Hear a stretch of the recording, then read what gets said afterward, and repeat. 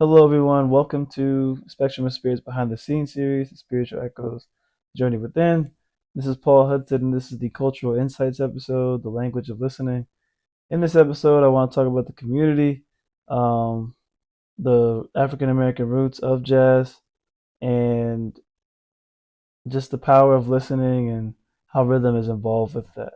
I think it's been really cool just to be a part of this community. They've been very welcoming. I tried to go to a performance on Thursday, but I was late and it was sold out by the time I got there. They still tried to make accommodations for me, but I figured it was just time for me to call it a night, anyways. So really grateful for them.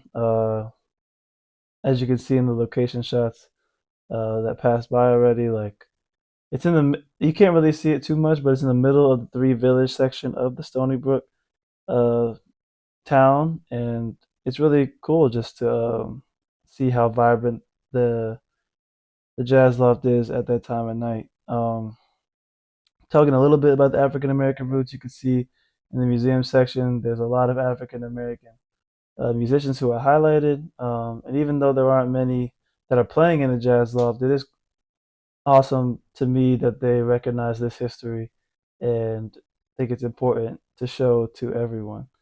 Um, Tom Manuel's super knowledgeable about this. I'll let him share a little bit about the history and how that connects to the spiritual movements at the time. Um, but I don't want to take his thunder, so I'll pass a little bit on that. But I just think it's like the history that they show through the banjos. Not everything is written. You could see it more than you can read it, which I think is really cool. Even the shout out to the Stony Brook School that you'll see later in these clips. I think it combines the history of the area with the history of the African American movement, and I think that is really really sweet. Um, I don't know much about the other musical traditions in the area, but I think Tom does a great job of trying to find the overlapping stories there and depict them together in a way that doesn't take one away from the other. And I take that as a source of inspiration as I try to create different avenues of seeing contemporary spirituality. And yeah, I think Tom just set a pretty good um, example of what that may look like. Going into the power of listening, I think it's really cool just to see how a band of three people really pay attention to each other.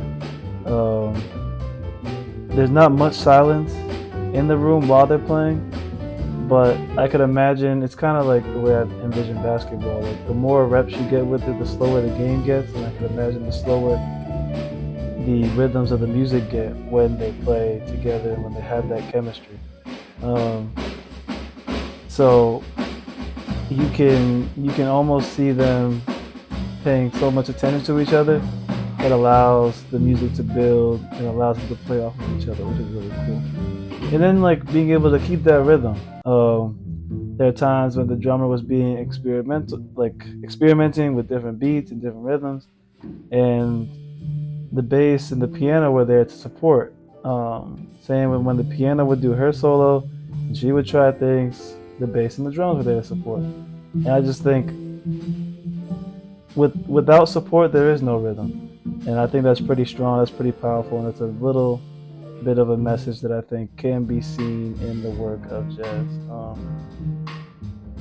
Uh, Tom talks a little bit about this in the documentary as well, but just the improvisation factor is something that I find is beautiful. Something that I think it could connect to a lot of different areas of life, and I would like to try it myself just to see how the the discipline, the intentionality, and the ability to improv in life can just be so valuable. So that's all I got for this episode. Check out the rest of what I got on Spectrum of Spirit. Peace.